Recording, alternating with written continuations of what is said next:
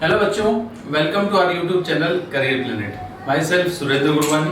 हम बात कर रहे थे फिजिक्स में राजस्थान क्वेश्चन बैंक सीरीज की। सो इस इंपॉर्टेंट क्वेश्चन सीरीज का लास्ट सेक्शन स्टार्ट होता है सेक्शन ई। इस सेक्शन में जो बोर्ड पेपर आप देखोगे 2021 का, इस सेक्शन में आपको सेक्शन ई में 3 चॉइसेस मिलेंगी, 3 क्वेश्चन मिलेंगे। मेजर क्वेश्चन 3 हैं, 4 नंबर के, 4 नंबर का एक आपका क्वेश्चन है। एक क्वेश्चन में 3 ऑप्शन मिलेंगे, आपको कोई और एक ऑप्शन आपको करेक्ट, एक ऑप्शन आपको चूज करना है। ठीक है, तो देखते हैं किस तरह के क्वेश्चन होते हैं सेक्शन ई में। जैसे ये वाला क्वेश्चन है, देखो, define electric dipole and dipole moment, find the expression of the force and torque on the dipole in the uniform electric field, explain the condition of its stable and unstable equilibrium. तो ये dipole के लिए आपसे पूछा है पहला question. ठीक है, तो आप देखो इसमें कैसे करना है आपको डायपोल के लिए। सो डिफाइन इलेक्ट्रिक डायपोल, तो डायपोल होता है क्या आपको पता है। डायपोल की डेफिनेशन हम लिख सकते हैं सबसे पहले पॉइंट में। क्या होता है डायपोल? तो dipole is a pair of equal and opposite charges. Dipole is a pair of equal and opposite charges, pair of equal and opposite charges. ठीक है, equal and opposite charges. Opposite charges होते हैं plus minus, आपको पता है। Equal and opposite charges का एक pair होता है which are placed at small distance, which are placed at small distance। बहुत छोटी सी डिस्टेंस, बहुत कम डिस्टेंस पर ये दोनों चार्जेस प्लेस्ड होते हैं, राइट। सो ये तो हो गया डायपोल की डेफिनेशन। अब डायपोल मोमेंट क्या होता है वो देखो, ये है चार्ज माइनस क्यू, ये है चार्ज प्लस क्यू। ये हो गया इक्वल एंड अपोजिट चार्ज का पेयर, और इनके बीच में डिस्टेंस को मैं डिफाइन कर रहा हूं या लिख रहा हूं 2a से। So distance between charges 2a, बहुत स्मॉल डिस्टेंस होती है। ठीक है, तो हमें सेकंड पॉइंट पूछा है व्हाट इज डायपोल मोमेंट। तो डायपोल मोमेंट को हम p से लिखेंगे। What is p? p is dipole moment. Dipole moment represented by p। तो डायपोल मोमेंट क्या होता है देखो, डिफाइन करना है। तो डायपोल मोमेंट के लिए क्या लिखोगे? द प्रोडक्ट ऑफ, साथ साथ बोलते रहे, आपको आता है तो, the product of charge and distance between charges. आप चार्ज के साथ लिख सकते हो any charge, the product of any charge, क्योंकि दोनों चार्ज आपके इक्वल हैं। The product of any charge and distance between charges, distance between charges, इसको क्या बोलते हैं? Dipole moment. ठीक है, तो P इक्वल्स टू आ गया Q इंटू 2a, ये आ गया डायपोल मोमेंट। ठीक है, सो डायपोल मोमेंट यूनिट आप देख सकते हो, चार्ज इंटू डिस्टेंस मतलब कूलम इंटू मीटर, और डायरेक्शन होती है इसकी नेगेटिव चार्ज से पॉजिटिव चार्ज की तरफ, राइट। तो ये आपको यूनिट आपको लिखनी हो, डायमेंशन लिखनी हो, डायरेक्शन लिखनी हो, तो आप यहाँ पर लिख सकते हैं। नेक्स्ट आपसे पूछा है find the expression of the force and the torque of dipole moment when it is placed in uniform electric field. अब अगर ये चार्जेस दोनों इलेक्ट्रिक फील्ड में हैं, दोनों चार्जेस अगर इलेक्ट्रिक फील्ड में हैं, तो इस इलेक्ट्रिक फील्ड में हमें निकालना है इस पर लगने वाला फोर्स एंड टॉर्क। ठीक है, तो सपोज करें ये इलेक्ट्रिक फील्ड है, एक्सटर्नल इलेक्ट्रिक फील्ड, ये एक्सटर्नल इलेक्ट्रिक फील्ड यहाँ पर ऐसे प्लेस किया हुआ है, E है इलेक्ट्रिक फील्ड, राइट। अब इस इलेक्ट्रिक फील्ड में देखें हम, तो ये डायपोल प्लेस किया हुआ है इस तरह से। ये डायपोल है,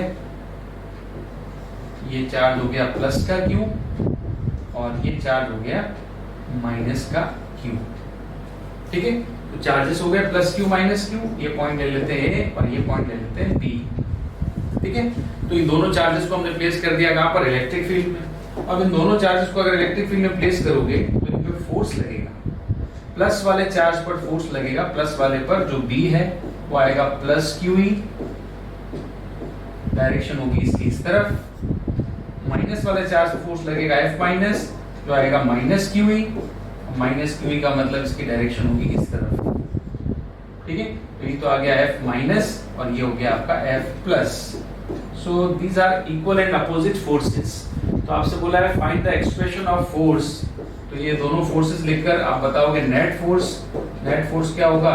F प्लस पहला फोर्स इसमें आपको एडिशन करना है, वेक्टर सम करना है दूसरे फोर्स का, बट दोनों फोर्सेस इक्वल अपोजिट है, तो नेट फोर्स क्या आएगा, 0 आएगा। सो ये आपका एक्सप्रेशन है नेट फोर्स का या फोर्सेस का। So equation first, equation second, force plus charge force लगेगा plus QE, minus charge force लगेगा माइनस QE। वेक्टर फॉर्म में लिख दो आप इसी में, ताकि आपको डायरेक्शन नहीं लिखनी पड़ेगी। अगर आप एरो लगा सकते हो, एरो लगा दिया आपने, मतलब वेक्टर फॉर्म हो गया, ये हो गया वेक्टर फॉर्म। ठीक है, तो कोई दिक्कत नहीं। सीधा F प्लस क्या होगा, प्लस QE, मतलब E की डायरेक्शन में। F माइनस क्या होगा, माइनस QE, मतलब E के अपोजिट डायरेक्शन में। तो E के अपोजिट डायरेक्शन में माइनस लग रहा है। देन नेट फोर्स क्या होगा, F प्लस दोनों फोर्सेस का वेक्टर सम कर दिया। दोनों फोर्सेस की अगर अमाउंट रखेंगे तो इक्वल अपोजिट आ रहा है, तो 0 आ रहा है, तो नेट फोर्स क्या होगा, 0। सो एक्सप्रेशन ऑफ द फोर्स क्या होगा, वो तो आ गया 0। अब बोला है व्हाट इज टॉर्क। अब हमें टॉर्क निकालना है, इसमें हमें निकालना है टॉर्क। फोर्स के बाद हमसे पूछा है कि आप टॉर्क भी कैलकुलेट करो। अब टॉर्क, जब ये दो फोर्सेस की लाइन ऑफ एक्शन अलग अलग होती है, तो जब दोनों फोर्सेस अलग अलग लाइन ऑफ एक्शन पर एक्ट करते हैं, तब एक्ट होता है टॉर्क। ठीक है, तो टॉर्क के लिए आप सबसे पहले क्या लिखोगे, क्या होता है टॉर्क। टॉर्क के लिए टॉ लिखोगे, साइन हो गया इसका tau, right. Then tau equals to आएगा फोर्स। आपको एक फोर्स लिखना है, फोर्स इनटू डिस्टेंस कौन सी आएगी, परपेंडिकुलर। फोर्स इनटू लिखोगे आप perpendicular distance between lines of action of forces. जो दोनों फोर्सेस हैं, इनकी जो लाइन ऑफ एक्शन है, उन दोनों फोर्सेस की लाइन ऑफ एक्शन के बीच की जो परपेंडिकुलर डिस्टेंस होगी, उसको फोर्स से मल्टीप्लाई करते हैं। ठीक है, तो अगर आप ध्यान से देखें लाइन ऑफ एक्शन क्या होगी, जैसे F माइनस फोर्स की लाइन ऑफ एक्शन ये है, और F प्लस वाले फोर्स की लाइन ऑफ एक्शन ये है, राइट। और दोनों लाइन ऑफ एक्शन के बीच की परपेंडिकुलर डिस्टेंस ये है, तो ये आ गई perpendicular distance D, right. Angle आपका ये वाला है, एंगल E की डायरेक्शन में और डायपोल जो रखा हुआ है, इनके बीच में एंगल होगा थीटा। ठीक है, और डायपोल का मैंने आपको बोला था P होता है Q इंटू 2A, और डायरेक्शन होती है इसकी माइनस Q से प्लस Q, तो डायपोल मूवमेंट इस तरफ आएगा। ये डायपोल मूवमेंट की डायरेक्शन है P, इस तरफ। तो एंगल क्या होगा, it is angle between dipole moment and electric field E। ये हम थीटा लिखेंगे, तो theta is angle between dipole moment and electric field, right. इसके अलावा देखो A और B के बीच में डिस्टेंस क्या होती, वो आपको पता है। A और B के बीच डिस्टेंस क्या होगी, A और B के बीच में होती है डिस्टेंस 2A। तो यहाँ से लेकर यहाँ तक डिस्टेंस कितनी है, हमारे पास है डिस्टेंस 2A, ये डिस्टेंस है। ठीक है, तो AB डिस्टेंस क्या है, 2A है। हमें चाहिए परपेंडिकुलर डिस्टेंस, क्यों, क्योंकि टॉर्क की डेफिनेशन में क्या आता है, force into distance perpendicular, right. सो टॉर्क चाहिए, टॉर्क फोर्स आएगा F, कोई भी हम फोर्स ले लें, इसमें से F प्लस ले लो या F माइनस ले लो, तो फोर्स का मैग्नीट्यूड लेना है। तो हमें चाहिए फोर्स का मैग्नीट्यूड, तो मैग्नीट्यूड ऑफ फोर्स F लिख दिया, इनटू परपेंडिकुलर डिस्टेंस होगी D। So what is magnitude of force, force की वैल्यू क्या है, QE है, तो मैग्नीट्यूड लिख देंगे QE इनटू परपेंडिकुलर डिस्टेंस लिखनी है D। ठीक है, तो D लिखने के लिए आप ये ट्रायंगल लोगे AB, आपने एक परपेंडिकुलर ड्रॉ किया, ये मान लेते हैं M पे आता है। तो D के लिए हम क्या करेंगे, मैं पहले D निकाल लेता हूँ, फिर यहाँ पुट कर देंगे। D के लिए हम क्या करेंगे, कौन सा ट्रायंगल लें, इन ट्रायंगल, कौन सा ट्रायंगल हो गया, ये BMA है ना, BM कह सकते हैं, इन ट्रायंगल BAM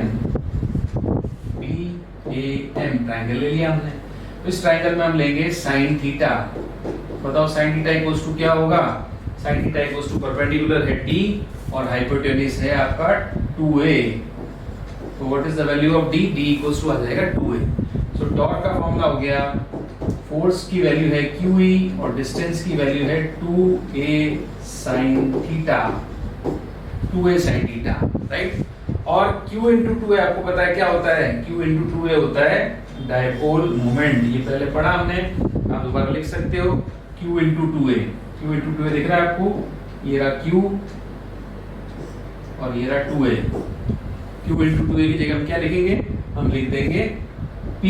तो अगर Q इंटू 2A की जगह P लिख दोगे तो ये आ जाएगा PE sin थीटा, ठीक है, और वेक्टर फॉर्म में लिखो, लास्ट में जरूर लिखना है वेक्टर फॉर्म, तो आ जाएगा P cross E, P cross, ठीक है।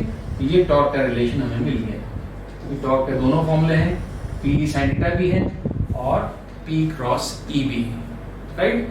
एंड थीटा आपको लिखना है, what is theta, theta vector product किसका है, P का और E का है, तो जिनके बीच में वेक्टर प्रोडक्ट्स होता है थीटा उन्हीं के बीच का एंगल होता है, तो theta is angle between P and E।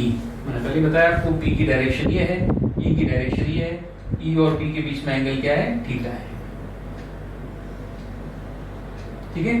ये आपका P हो गया, देन आपका ये लिखा था 2a, ये हो गया P, और ये लिखा था थीटा, एंगल बिटवीन थीटा, तो एंगल बिटवीन P ये हो गया और E ये हो गया, तो E और P के बीच में एंगल क्या है, थीटा है, ठीक है। तो ये आ गया T टॉ बराबर P क्रॉस, राइट। अब ये सब निकाल लिया हमने, पहले पूछा था व्हाट इज डायपोल, फिर पूछा डायपोल मोमेंट, फिर पूछा है फोर्स का एक्सप्रेशन, फिर पूछा है टॉर्क का एक्सप्रेशन, और लास्ट में पूछा है आपको explain the condition of its stable and unstable equilibrium. तो डायपोल के लिए स्टेबल इक्विलिब्रियम कब आता है और अनस्टेबल इक्विलिब्रियम कब आता है, वो पोजीशन आपको लिखनी है। तो डायपोल के लिए स्टेबल अनस्टेबल इक्विलिब्रियम के लिए हम लिखेंगे, इसमें देखो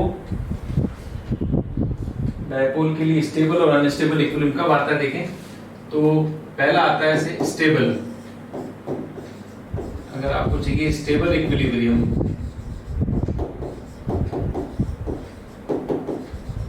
ठीक है, तो स्टेबल इक्विलिब्रियम के लिए थीटा, जो मैं आपको बता रहा था थीटा क्या होता है, angle between dipole moment P and electric field E।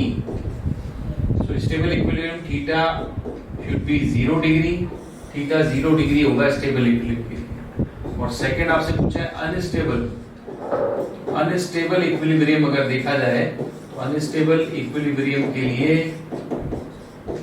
Theta की वैल्यू होगी 180 डिग्री, थीटा की वैल्यू क्या होगी 180 डिग्री, ठीक है। तो स्टेबल इक्विलिब्रियम अनस्टेबल इक्विलिब्रियम कब आता है, तो एंगल के हिसाब से हम वैल्यू लिखेंगे, ये होगा अनस्टेबल, ये होगा स्टेबल, ठीक है। नाउ नेक्स्ट देखो अगला question, right the dimension of epsilon not, right the value of copper dielectric, dielectric constant पूछा है कॉपर का, फिर ये क्वेश्चन आपको दिया है, ठीक है। तो सबसे पहला पार्ट इसका हम करेंगे, right the dimension of epsilon not. तो डायमेंशन ऑफ एप्सिलॉन नॉट अगर आपको लिखना है तो हम किससे लेंगे, हमने इसको एप्सिलॉन नॉट को पढ़ा है फोर्स के फॉर्मूले में। तो एप्सिलॉन नॉट क्या होता है, 1 फोर्स क्या होता है 1/4 pi epsilon not Q1 Q2 मतलब Q स्क्वायर अपॉन डिस्टेंस का स्क्वायर, ठीक है। अगर मैं एप्सिलॉन नॉट का फॉर्मूला बनाऊं केवल एप्सिलॉन नॉट का, तो ये आ जाएगा Q square upon 4 pi epsilon naught R square F को इधर ले दिया, एप्सिलॉन नॉट को इधर लिख दिया और F को मैंने नीचे लिख दिया, तो एप्सिलॉन नॉट हटाया यहां से,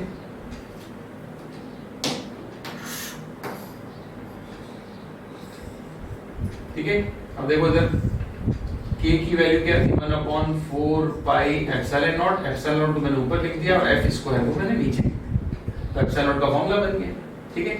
अब क्या चाहिए, इसका डायमेंशन लिखना है, तो डायमेंशन में लिख ही सकता हूं। चार्ज की डायमेंशन बताओ भाई, चार्ज की डायमेंशन होती है A1 T1 current into time, तो ये हो गया इसका स्क्वायर, 4 पाई कांस्टेंट है, R स्क्वायर मतलब लेंथ का स्क्वायर।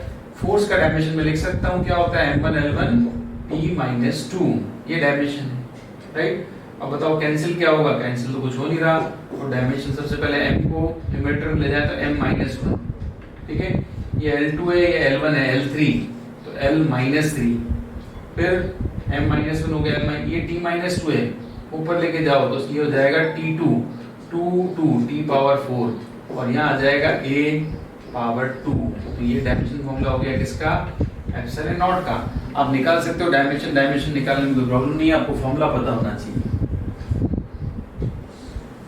नेक्स्ट देखो, फिर बोला राइट द कॉपर डाइलेक्ट्रिक, तो डाइलेक्ट्रिक कांस्टेंट आपसे बोला है, तो dielectric constant of copper, dielectric copper of constant is infinite, because copper क्या है, मेटल है, और मेटल का डाइलेक्ट्रिक कांस्टेंट क्या होता है, इनफाइनाइट, ठीक है। नेक्स्ट थर्ड देखो, the distance between 2 point charges Q1 Q2 is 3 meter, the sum of these charges is 20 microcoulomb। क्या दिया हुआ देखना ध्यान से, sum of Q1 and Q2 is 20 microcoulomb, it is first equation, and the force between them, because they are placed at 3 meter distance, so force between them is 0.075. now find the value of both charges. so force की value given है, force equals to होगा k q1 q2 upon r square, right. तो यहां से हम निकालेंगे q1 q2 निकाल सकते हैं. फॉर्मूला है f equals to k q1 q2 upon r square. तो q1 q2 क्या होगा, f r square upon k, f r square upon k. ठीक है. तो q1 q2 का प्रोडक्ट यहां से निकाल सकते हैं, क्योंकि q1 q2 दोनों ही हमारे पास नहीं है, दोनों की वैल्यू हमारे पास नहीं है. तो q1 q2 f की वैल्यू कितनी दी है, 0.075. r स्क्वायर कितना है, r है 3 मीटर गिवन है, तो स्क्वायर कर दिया तो ये हो गया 9. k की वैल्यू आपको पता है, वो थी 9 into 10 to power 9, राइट. ये वैल्यू है. तो अगर ये वैल्यू है तो अब देखो 9 से 9 कैंसिल हुआ. ठीक है. तो 9 से 9 कैंसिल हुआ, तो ये वैल्यू 10 to power -9 ऊपर आ जाएगा. q1 q2 की वैल्यू वैसे तो है 0.075. क्या इसके पॉइंट्स हटा सकते हैं हम, पॉइंट्स हटाएं इसके. तो पॉइंट्स हटाएंगे तो लिखेंगे 75 into 10 to power -3, और ये 10 to power 9 अगर ऊपर लेके आएंगे तो हो जाएगा -9. तो आप ओवरऑल देखो क्या आ जाएगा, 75 into 10 to power -12 आ जाएगा. सो q1 q2 का जो प्रोडक्ट आया है, q1 q2 का जो प्रोडक्ट है ये है 75 into 10 to power -12, और -12 का मतलब होता है, -6 का मतलब होता है माइक्रो. यहाँ पर 75 माइक्रो स्क्वायर लिख सकते हैं. q1 q2 क्या हो जाएगा, 75 micro square coulomb square, right. Because आपको पता है q1 q2 का प्रोडक्ट है 20 माइक्रो कूलम, राइट. अगर मैं q प्रोडक्ट का सम है 20 माइक्रो कूलम, दोनों का एडिशन है 20 माइक्रो कूलम, तो दोनों का मल्टीप्लिकेशन भी तो माइक्रो स्क्वायर कूलम स्क्वायर आएगा. ठीक है. इसलिए 10 to power -12 को मैंने माइक्रो स्क्वायर में एडजस्ट कर दिया, राइट. अब आप देखो फर्स्ट इक्वेशन है q1 + q2 20 माइक्रो कूलम, और q1 q2 की वैल्यू है सेकंड इक्वेशन से 75 माइक्रो कूलम का स्क्वायर. अब बताओ q1 q2 की वैल्यू, सोचो थोड़ा सोचेंगे. q1 q2 को अगर जोड़ते हैं तो 20 आता है, और q1 q2 को मल्टीप्लाई करते हैं तो 75 आता है. ऐसा डिजिट भी तो आप लिख सकते हैं डायरेक्ट, इसमें मैथमेटिक्स लगा के कोई आइडेंटिटी बना के सॉल्व करने की जरूरत नहीं, आप ऐसे डायरेक्ट भी कर सकते हो. क्या कैसे कर सकते हैं, q1 + q2 क्या है 20 माइक्रो कूलम, और q1 * q2 क्या है 75. ठीक है. तो अगर आप डायरेक्ट आंसर निकालना चाहो तो आप डायरेक्ट निकाल सकते हो. क्या होगा, ऐसी दो वैल्यूज बताओ जो जिसका एडिशन 20 है. तो 20 का एडिशन अगर हम ब्रेक करें तो क्या आएगा, 10 + 10, 12 + 8, 13 + 7, 14 + 6, 15 + 5, 16 + 4, यही तो है. ठीक है. तो अगर ये वैल्यूज हैं तो कौन सी वैल्यू का प्रोडक्ट जो है 75 आएगा, वो आपको पता है, वो लिखोगे q1 + q2 15 + 5. ठीक है. तो हम कह सकते हैं फर्स्ट इक्वेशन सेकंड इक्वेशन दोनों इक्वेशंस को देखते हुए q1 q2 की वैल्यू क्या लिखोगे, q1 = लिख दोगे आप, q1 = होगा 15 माइक्रो कूलम, और q2 = होगा 5 माइक्रो कूलम. ठीक है. तो q1 and q2 = वैल्यू आ गई. q1 q2 दोनों का रिजल्ट पूछा था, वो वैल्यू हमें मिल गई 15 micro coulomb and 5 micro coulomb. वैसे आप इसको सॉल्व करके मैथमेटिकली भी आप इसको सॉल्व करके देखना चाहोगे तो मैथमेटिकली इसको सॉल्व करके देख सकते हो, सॉल्व करके निकाल सकते हो. आपको इसमें क्या करना पड़ेगा कि आपके पास q1 + q2 की वैल्यू है, और आपके पास q1 q2 की वैल्यू है. q1 + q2 20 ले लेंगे, और q1 q2 को 75 ले लोगे, तो आपके पास एक इक्वेशन और बना सकते हो, वो होगी q1 और -q2. आपको सॉल्व करके बता सकता हूँ. देखो अगर आपको प्रॉपर सॉल्व ही करना है, इसको सॉल्व करके बताना है, तो आप इसको ऐसे कर सकते हो. हमारे पास क्या है, q1 + q2 तो है 20, राइट. तो q1 + q2 का जो स्क्वायर होता है, होल स्क्वायर, इक्वल्स टू ये लिख सकते हैं हम q1 - q2 का whole square plus 4q1 q2, ये लिख सकते हैं, प्लस 4q1 q2. ये आप आइडेंटिटी यूज कर सकते हो. q1 + q2 का होल स्क्वायर, मगर इसको अगर ओपन करेंगे आपको पता है ये दोनों इक्वेशन इक्वल है. कैसे, इसको मैं ओपन करूंगा तो आएगा Q1 square Q2 square 2Q1 Q2, इसको ओपन करूंगा तो आएगा -2Q1 Q2, तो यहाँ पर मैंने लिख दिया +4Q1 Q2, तो -Q1 Q2, इसका आ गया +2Q1 Q2 और एक और +2Q1 Q2 यहाँ पर आएगा। तो ये मैथमेटिकल फॉर्मूला हम यूज कर सकते हैं अगर हमें इसको प्रॉपर्ली सॉल्व करना है। ठीक है, अब इसको सॉल्व करें। देखो तो आपके पास ये इक्वेशन आ गई, ये इक्वेशन हम लगा रहे हैं। इक्वेशन थर्ड में Q1 + Q2 की वैल्यू कितनी है 20 है, स्क्वायर कर दो। Q1 - Q2 की वैल्यू हमारे पास नहीं है, तो ये नहीं है, इसको हम निकाल लेते हैं। और Q1 Q2 की वैल्यू पता है, वो है 75। ठीक है, तो 20 का स्क्वायर कितना हुआ, ये हो गया 400। Q1 - Q2 हमें पता नहीं है, वो हम निकालना है हमें। ठीक है, और 75 × 4 ये कितना होता है, ये होता है 75 × 4 ये होता है 300।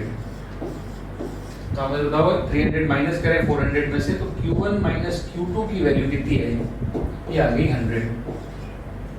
ठीक है, और Q1 + Q2 कितना है, ये आपको पहले से पता था। Q1 + Q2 कितना है, ये है 20। राइट, इन दोनों को हम सॉल्व कर लेते हैं, इन दोनों का ऐड कर दो। दोनों इक्वेशन थर्ड थी, ये फोर्थ इक्वेशन हो गई, ये आपकी फर्स्ट इक्वेशन थी, तो फोर्थ एंड फर्स्ट हमने ऐड कर दिया। Q2 से Q2 कैंसिल हुआ, Q1 कितना होगा 2Q1 = 120, 100 + 20 कितना होगा 120। ठीक है, तो 120 हो गया, तो Q1 की वैल्यू कितनी आ गई है 60। स्क्वायर नहीं किया हमने, स्क्वायर की तरह Q1 + Q2 का स्क्वायर है, यहाँ पे स्क्वायर था, मैंने डायरेक्ट पुट कर दिया।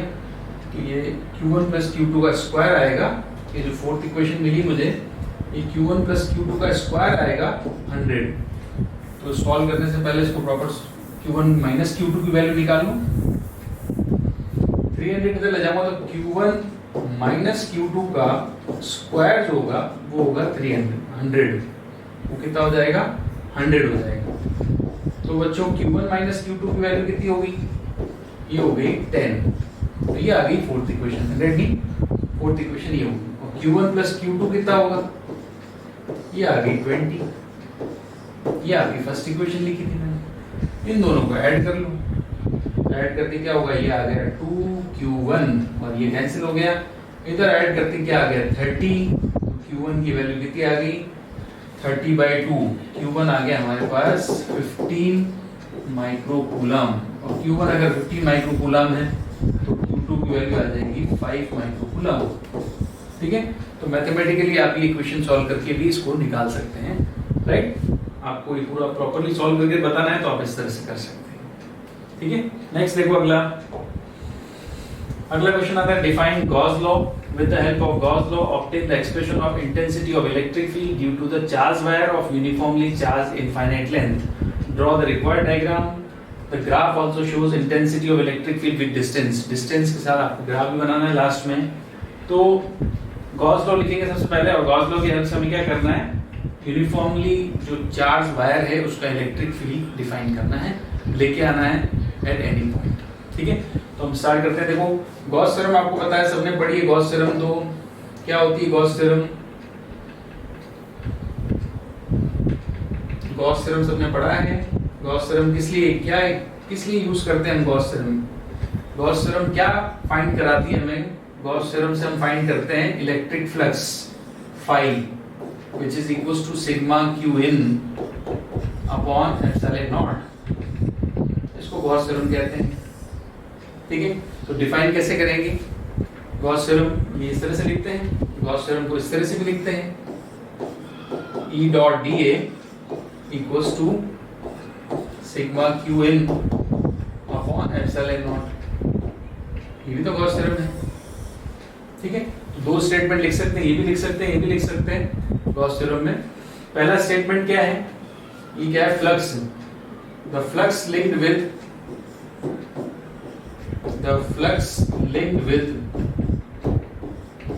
enclosed surface, with any enclosed surface,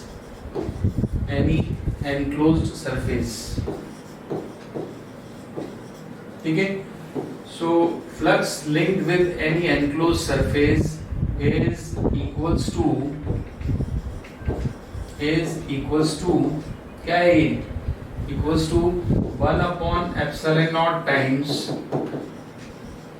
of total charge, 1 of epsilon times of total charge contained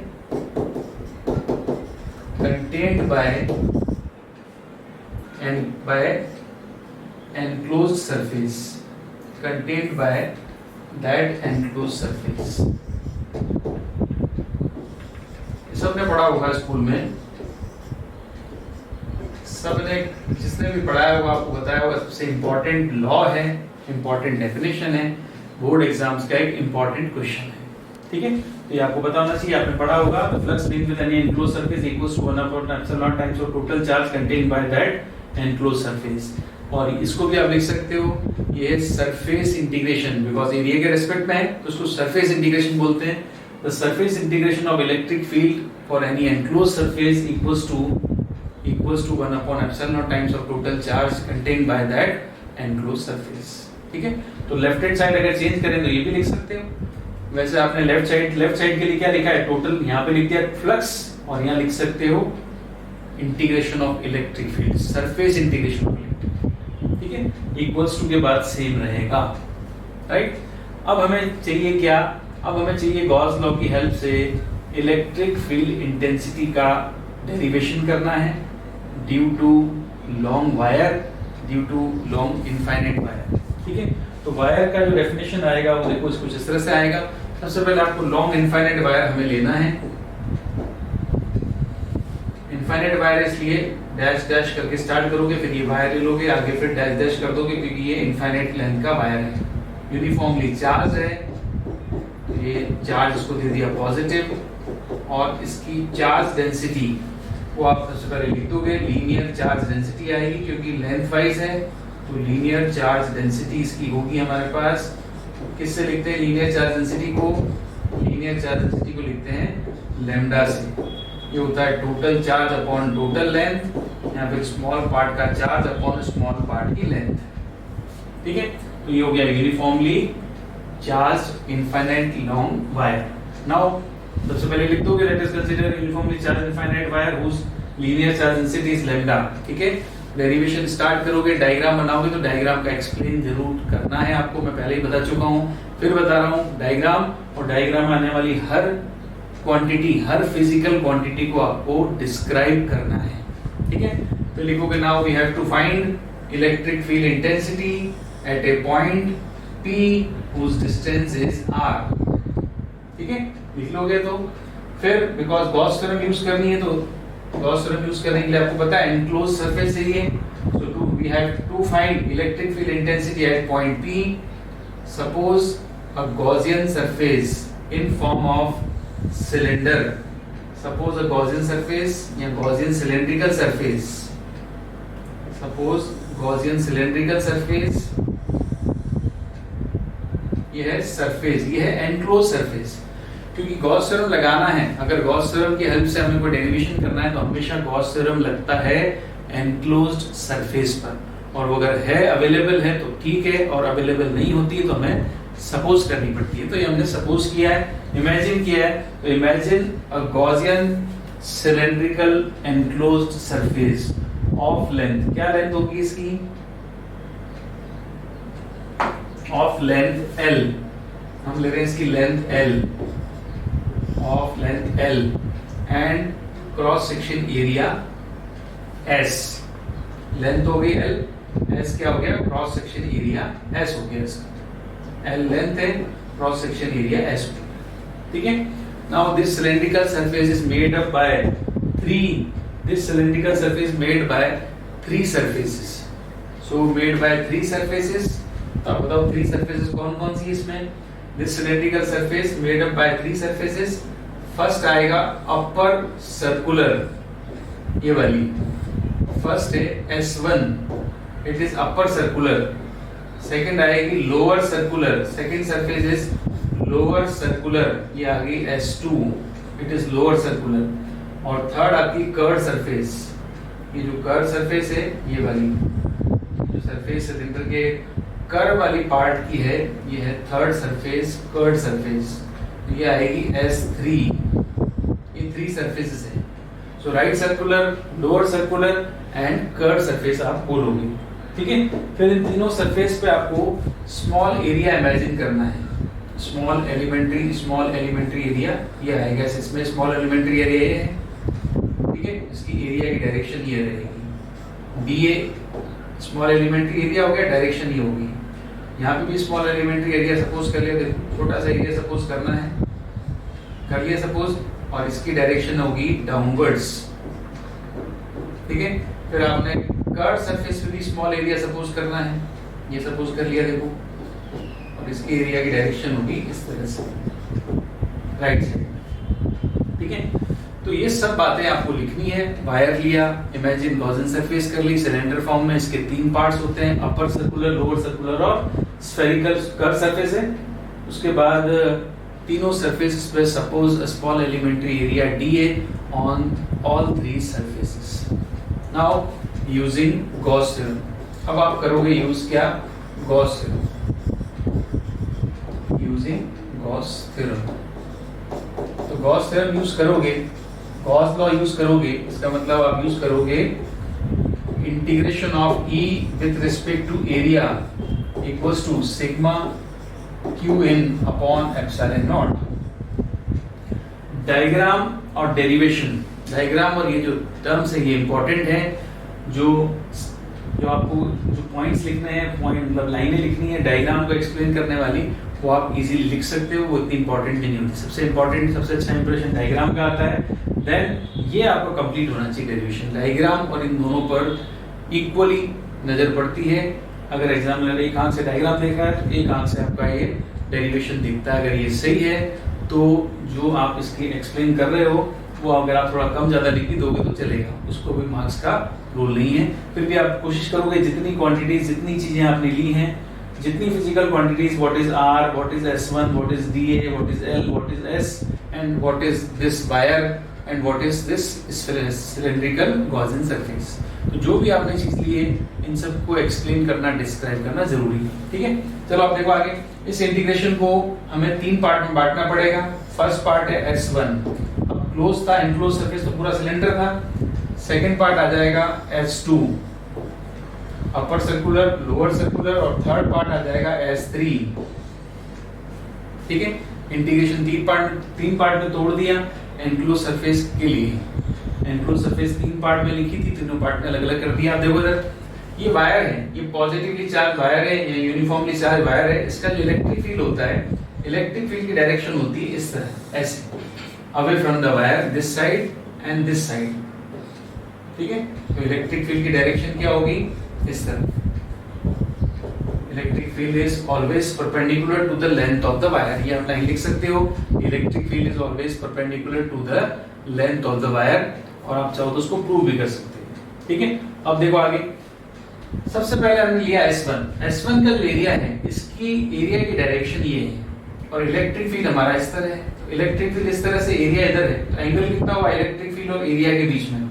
angle क्यों पूछ रहा हूँ, मुझे यहाँ चाहिए, देखो E डॉट DA का मतलब खोलेंगे तो क्या आएगा, EDA cos 90 आ जाएगा फर्स्ट केस में।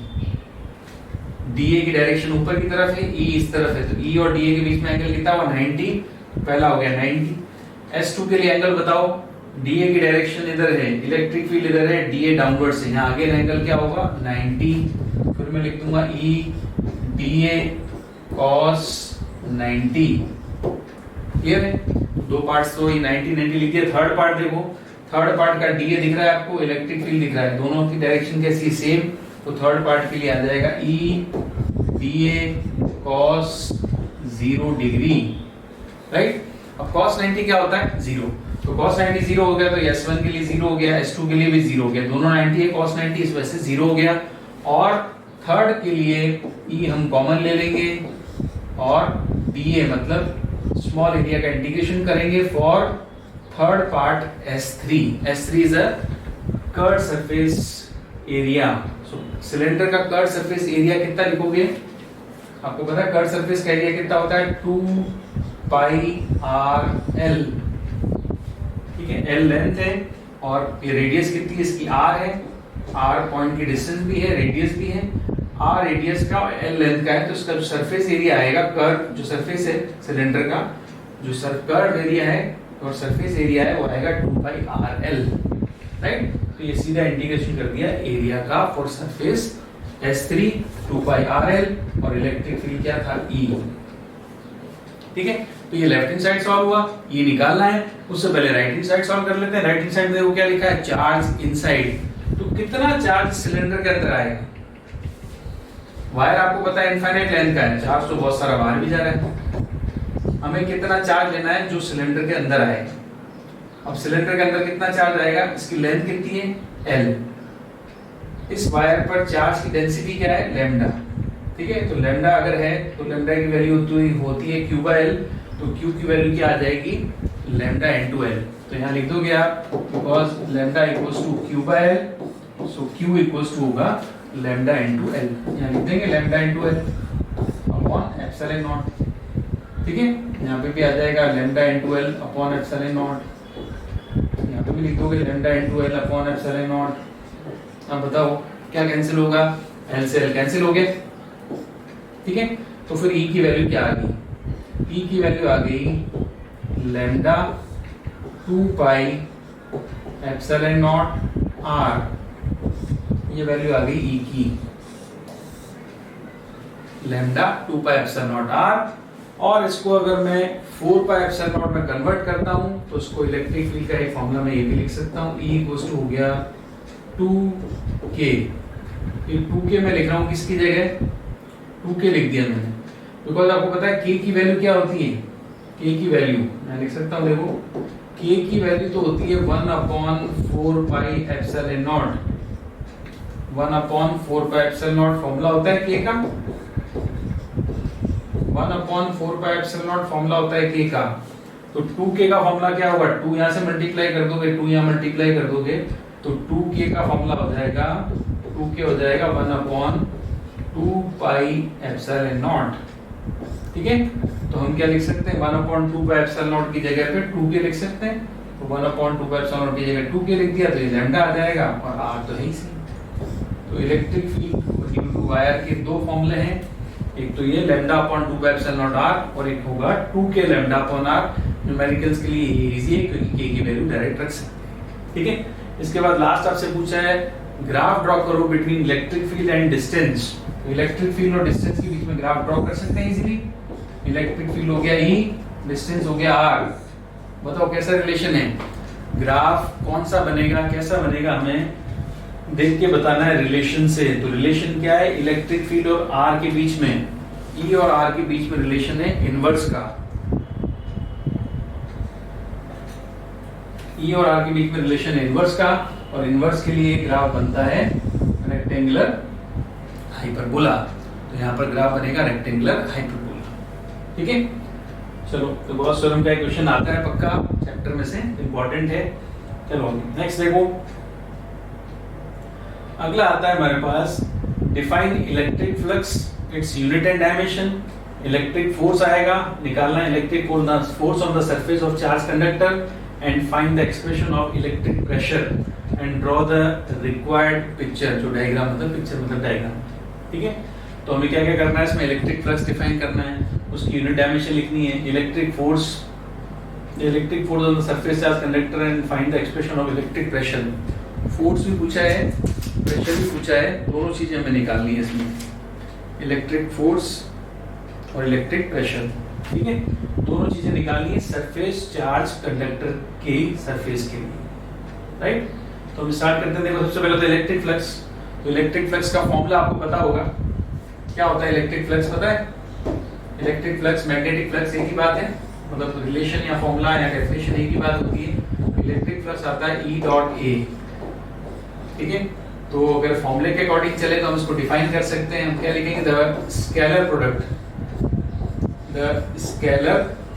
प्रोडक्ट किस किस का,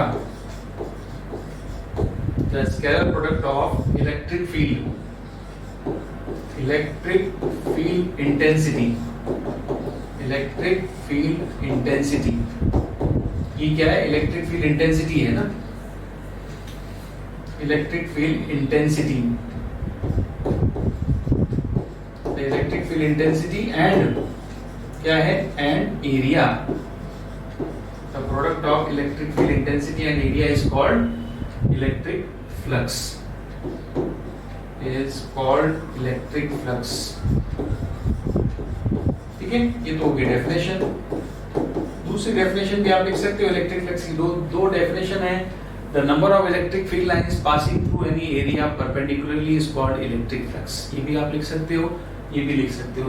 ठीक है, तो दूसरी डेफिनेशन में वापस बोल रहा हूँ. The number of electric field lines passing through any area perpendicularly is called electric flux. ठीक है, नेक्स्ट आ जाओ. Right it's unit and dimension. तो यूनिट आप लिख सकते हो. क्या होगी यूनिट? यूनिट आप लिख सकते हैं. देखो यूनिट, ई की यूनिट क्या होती है? ई की यूनिट होती है न्यूटन पर कूलम. ठीक है, और एरिया की यूनिट क्या होती है? एरिया की यूनिट होती है मीटर स्क्वायर. ठीक है, तो ये आ गई इसकी यूनिट न्यूटन मीटर स्क्वायर पर कूलम. और लिख देता हूं उसको न्यूटन मीटर स्क्वायर पर कूलम. ये इसका हो गया यूनिट. तो यूनिट आ गया, फॉर्मूला मिल गया. तो उसका डायमेंशन भी लिख सकते हैं. यूनिट के बाद डायमेंशन लिखना है. तो डायमेंशन में आपको निकाल के बताता हूँ. देखो डायमेंशन, फोर्स की डायमेंशन सबसे पहले न्यूटन है. तो न्यूटन का मतलब हो गया L1 L1 T - 2. ये तो न्यूटन की जगह लिख दिया. मीटर स्क्वायर हो गया L2. फिर नीचे है कूलम. कूलम का मतलब होता है एम्पियर इनटू टाइम A/T. तो फिर डायमेंशन आप लिख सकते हैं. डायमेंशन बोलो m⁻1 L⁻3 T⁻−3 A⁻−1. ये आ गया डायमेंशन. ठीक है, तो यूनिट एंड डायमेंशन भी आ गए. अब हम बात कर रहे हैं इलेक्ट्रिक फोर्स और प्रेशर इलेक्ट्रिक जो कंडक्टिंग सरफेस की. तो थर्ड केस में आ जाओ. सरफेस ले लो आप. एक यूनिफॉर्मली चार्ज सरफेस ले लिया. कंडक्टर की सरफेस है. ठीक है, तो कंडक्टर हम लेंगे, कंडक्टर की सरफेस हम लेंगे इस तरह से. ये क्या है? कंडक्टर है. दिस इज कंडक्टर और ये यूनिफॉर्मली चार्ज है. प्लस प्लस प्लस ये ले लिया मैंने यूनिफॉर्मली चार्ज कंडक्टर. ठीक है, अब चार्ज कंडक्टर अगर गिवन है तो सबसे पहले इसका सरफेस चार्ज डेंसिटी लिखेंगे. Surface charge density. Surface charge density को क्या लिखते हैं? सिग्मा से. सरफेस चार्ज डेंसिटी क्या होगी? Sigma. Sigma sigma equals to क्या होता है? Charge upon area. Sigma equals to charge upon area होता है. सरफेस चार्ज डेंसिटी है सिग्मा. सिग्मा इक्वल्स टू होता है Q/A चार्ज अपॉन एरिया. ठीक है, अब हमें इस सरफेस पर कितना फोर्स लग रहा है और कितना प्रेशर लग रहा है, इन दोनों का एक्सप्रेशन हमें निकालना है. ठीक है, तो सरफेस को देखो आप. मैं सरफेस का एक स्मॉल एलिमेंट इमेजिन कर लेता हूँ. ये है स्मॉल एलिमेंट. ये A पॉइंट ले लूँ, ये B पॉइंट ले लेता हूँ. तो सपोज स्मॉल एलिमेंट AB. तो हमें स्मॉल एलिमेंट लेना पड़ेगा. स्मॉल एलिमेंट AB ये सपोज करना पड़ेगा. ठीक है, एक तो हो गया स्मॉल एलिमेंट AB. ठीक है, चेंज कर देते हैं स्मॉल एलिमेंट का. ये स्मॉल एलिमेंट है AB. अब ये सरफेस है तो इसका एरिया क्या ले लूं मैं? DA ले लिया. इसका एरिया स्मॉल एरिया है DA. और रिमेनिंग हो गया A कंडक्टर है ना पूरा. तो ACB. ACB ये तो रिमेनिंग एरिया है. और A2B क्या है? A2B है आपका small elementary area. Small element area कह सकते हैं. स्मॉल एलिमेंट एरिया ये आपको सपोज करना है which is equals to AB. ठीक है, और एरिया क्या है इसका? D एरिया है. चार्ज क्या होगा इस पे? D एरिया है तो चार्ज क्या होगा? DQ.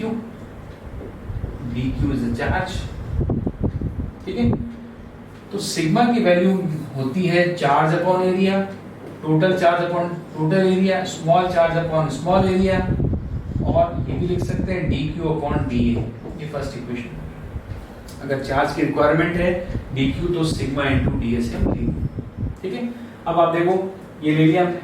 अब सपोज करें कि जो स्मॉल एलिमेंट है AB, इसकी वजह से इलेक्ट्रिक फील्ड है E1. अब यहाँ पे लिखना है आपको due to small element electric field is E1 and due to small element electric field is E1 and due to part ACB electric field is E2। ये लाइन ध्यान से देखना, आप देखो हम दो इलेक्ट्रिक फील्ड ले रहे हैं, यहाँ पर हम दो इलेक्ट्रिक फील्ड ले रहे हैं due to small element, due to AB लिख दो, small element AB, electric field क्या होगा E1 होगा, ठीक है, एंड ड्यू टू ACB, अब आपको डायग्राम दिख रहा है, ACB मतलब remaining part of the conductor, this is E2। AB दिख रहा है आपको, AB तो AB तो ये रहा, AB की वजह से क्या है E1 है, और ACB रिमेनिंग पार्ट की वजह से क्या है E2 है, ठीक है, क्लियर। अब सपोज करें दो पॉइंट आप सपोज कर रहे हैं, एक पॉइंट तो इनसाइड ले रहे हैं हम P, एक पॉइंट आउटसाइड लेंगे वो होगा Q। So suppose two points P which is inside the conductor and point Q which is outside the conductor, right? So net E, net electric field at point P, net electric field at point P, ये आपको पता है क्या होता है, EP equals to 0, EP is 0 because P point is inside the conductor and inside the conductor electric field is always 0। So EP अगर 0 है तो नेट EP अगर देखें तो क्या होता है, EP होता है E1 प्लस E2, दोनों का वेक्टर सम। P पॉइंट पे हमने कंडक्टर को दो पार्ट में डिवाइड कर दिया, एक तो छोटा सा पार्ट AB और रिमेनिंग, तो इस P पॉइंट पे भी दो इलेक्ट्रिक फील्ड बनेंगे, ये बनाएगा E1 स्मॉल एलिमेंट और रिमेनिंग वाला जो है, रिमेनिंग वाला बना रहा है E2, ठीक है। तो ये इक्वल अपोजिट होंगे, कैंसिल हो जाएंगे, क्योंकि दोनों मिलकर कैंसिल कर रहे हैं। E1 प्लस E2 का जो सम आना चाहिए वो 0 आना चाहिए, क्योंकि P इनसाइड है, that means E1 is equals to minus E2, that means value of E1 equals to value of E2। ये बात हमें पता लगी, स्मॉल एलिमेंट का इलेक्ट्रिक फील्ड और रिमेनिंग पार्ट का इलेक्ट्रिक फील्ड दोनों इक्वल होंगे, ठीक है। नाउ अब पॉइंट Q की बात करें तो हमने नेट इलेक्ट्रिक फील्ड लिखा कहां पर, P पॉइंट पर, वो तो 0 होता है, मगर Q पॉइंट कहां है, Q पॉइंट तो आउटसाइड है, तो Q पॉइंट पे इलेक्ट्रिक फील्ड क्या होगा, ये भी देख लेंगे Q पॉइंट पे इलेक्ट्रिक फील्ड क्या होगा, ठीक है, Q पॉइंट पे इलेक्ट्रिक फील्ड क्या होगा ये भी निकाल लेते हैं। तो हमें पता है कि P पॉइंट पे इलेक्ट्रिक फील्ड 0 है, इसलिए E1 E2 तो इक्वल आ गए। अब Q पॉइंट पे इलेक्ट्रिक फील्ड क्या होगा, EQ जो होता है कंडक्टर के अराउंड जो इलेक्ट्रिक फील्ड होता है, कंडक्टर के आसपास जो भी कंडक्टर होता है, कंडक्टर के आसपास इलेक्ट्रिक फील्ड का फॉर्मूला होता है सिग्मा अपॉन एप्सिलॉन नॉट, ठीक है। जो भी कंडक्टर होगा, surface conductor near the conductor electric field होता है sigma upon epsilon not. Q कौन सा पॉइंट है, Q is outside the conductor and the electric field outside the conductor is sigma upon epsilon not, right. और Q point पे भी क्या होंगे, दो इलेक्ट्रिक फील्ड होंगे, E1 plus E2 equals to क्या आ गया, सिग्मा अपॉन एप्सिलॉन नॉट, ठीक है। तो Q पॉइंट पे दो इलेक्ट्रिक फील्ड बनाना है मुझे, तो Q पॉइंट पे दो इलेक्ट्रिक फील्ड ऐसे बनाऊंगा, अभी Q पॉइंट पे इलेक्ट्रिक फील्ड बनाना है, तो Q पॉइंट पे इलेक्ट्रिक फील्ड पहला आएगा, ये आ गया E1, ऐसे आएगा। पॉइंट P अंदर था तो इलेक्ट्रिक फील्ड ऐसे आया था, पॉइंट Q बाहर है तो इलेक्ट्रिक फील्ड ऐसे आएगा, और रिमेनिंग वाला जो है उसका इलेक्ट्रिक फील्ड भी ऐसे ही आएगा, ये है E2, ये है E1,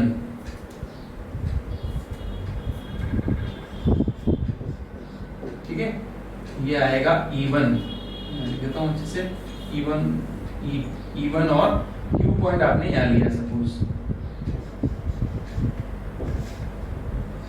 Q पॉइंट आपने यहाँ ले रखा है आउटसाइड, ठीक है।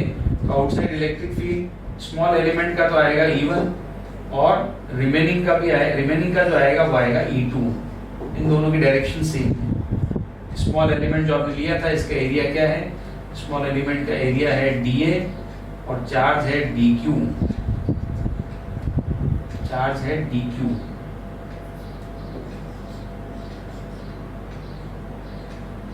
ठीक है।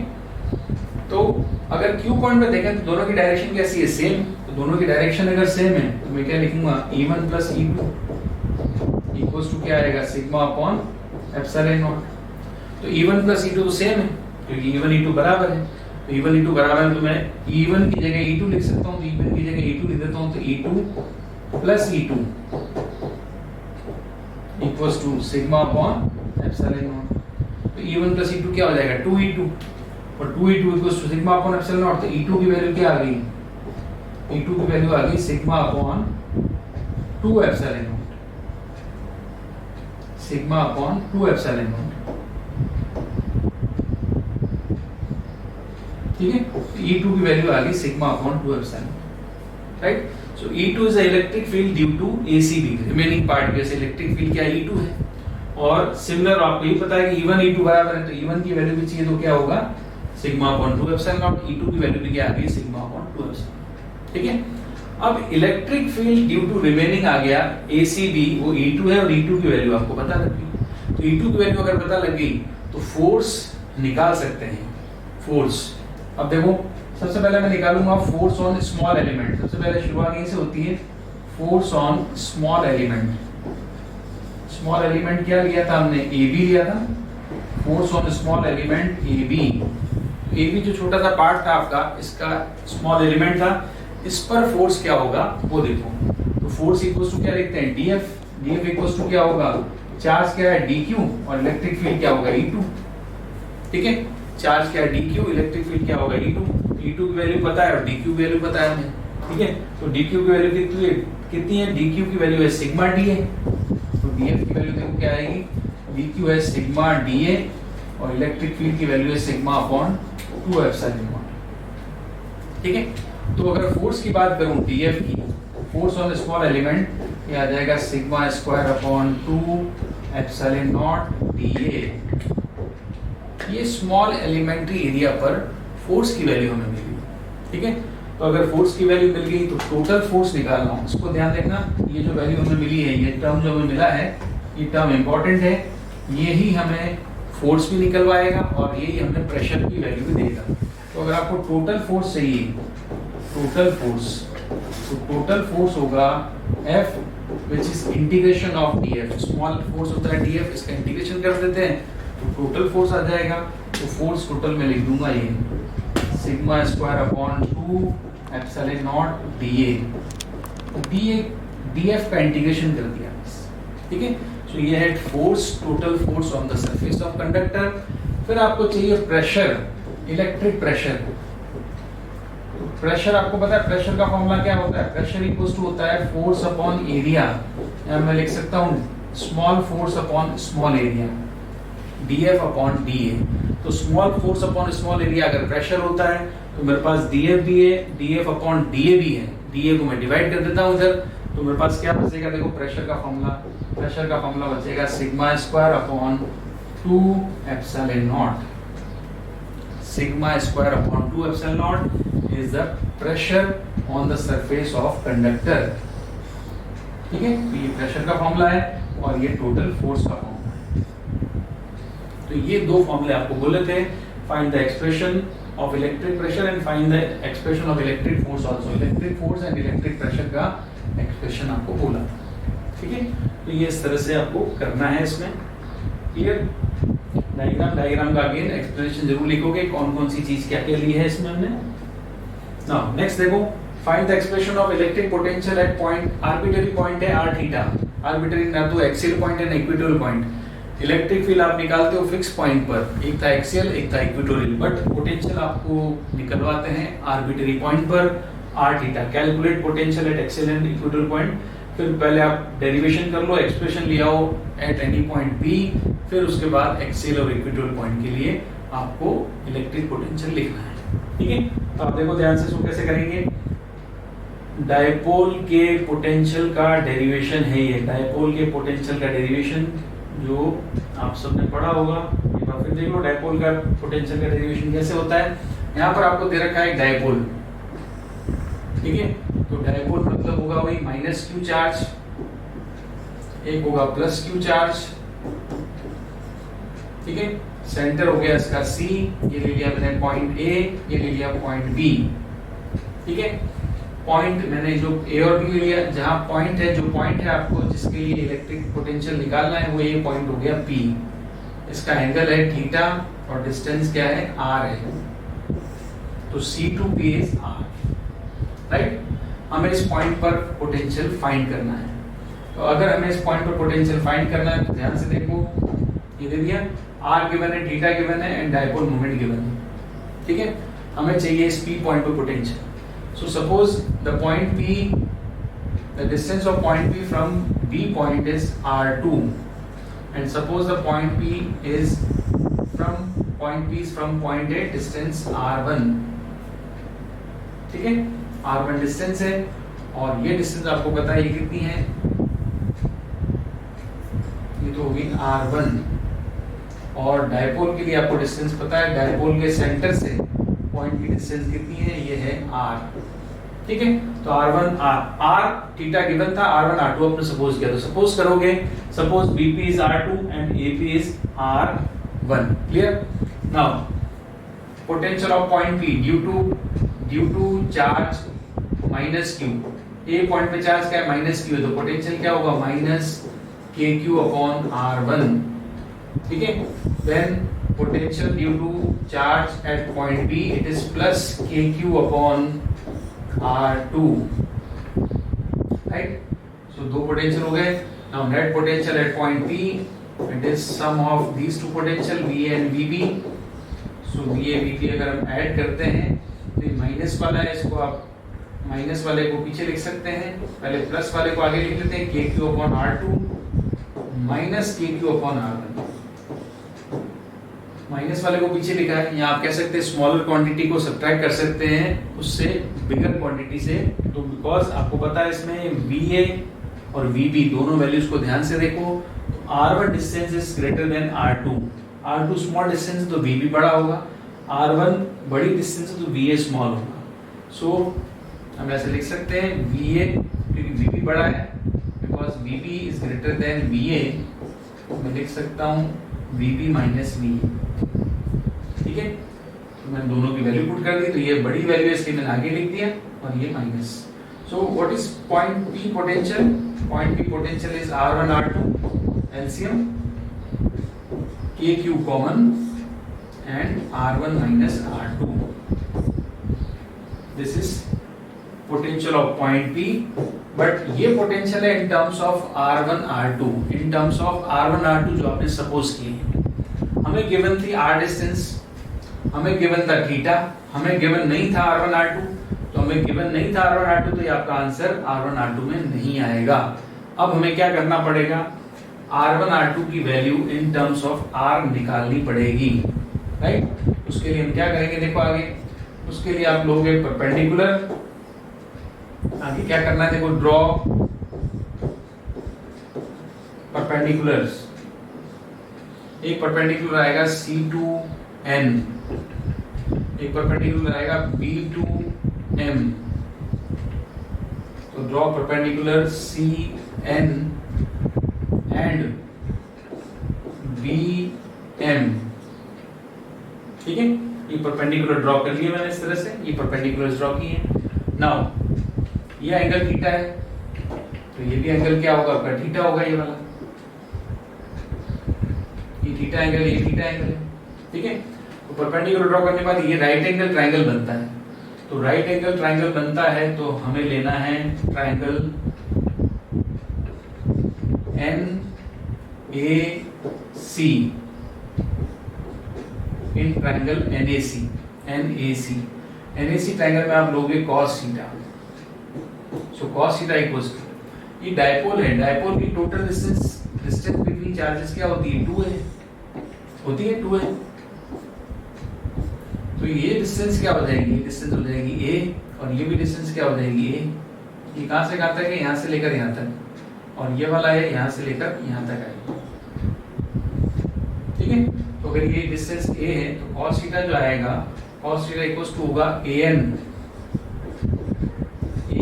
Upon AC. तो what is the value of AN? AN equals to जाएगा, AC की वैल्यू कितनी है, A to C is A cos theta.